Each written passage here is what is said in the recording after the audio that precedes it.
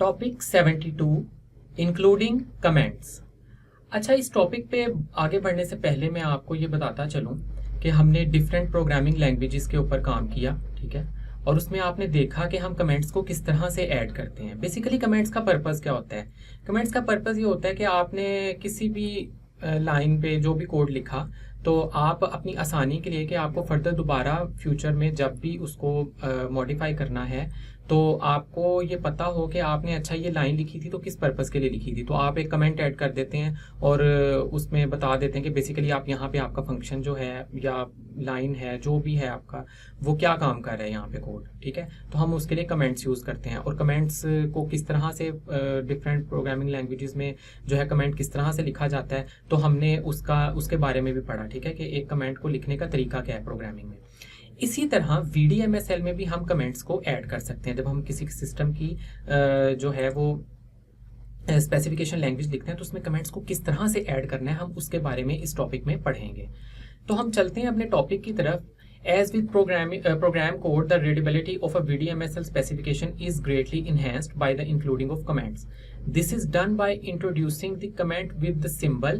यहाँ पे हम ये हाइफन देख सकते हैं कि डबल हाइफन यूज हुआ है यहाँ पे हमारा कि हमने VDMSL में VDMSL में हमने जब कोई स्पेसिफिकेशन लिखनी है तो हमने उसमें कमेंट्स किस तरह से ऐड कर सकते हैं। तो a new line ends the comment. तो जैसे ही यहाँ पे हम ये देख सकते हैं, यहाँ पे मैंने आपको जो है वो स्पेसिफिकेशन लिखी हुई है इंक्यूबेटर कंट्रोलर सिस्टम की। तो इसमें ये देखें, यहाँ पे हमारे पास हमने दो जगह पे कमेंट्स को यूज़ किया है, ठीक है। तो both requested and actual temperature must be in range और इक्वल टू नील।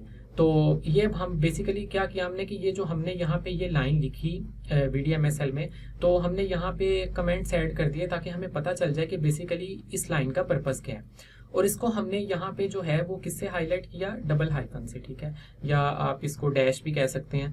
तो यानी मकसद ये आपको बताना कि VDMSL में आपने कमेंट्स को किस तरह से ऐड करने हैं। तो जैसे ही मैंने इस लाइन में ये कमेंट ऐड किया और मैं नेक्स्ट लाइन पे गया तो अब ये कमेंट खत्म हो गया यहाँ पे। तो यहाँ पे भी ये मेंशन है a new line ends the comment, कि जैसे ही कोई न्यू लाइन आएगी वो कमेंट को एंड कर देगी।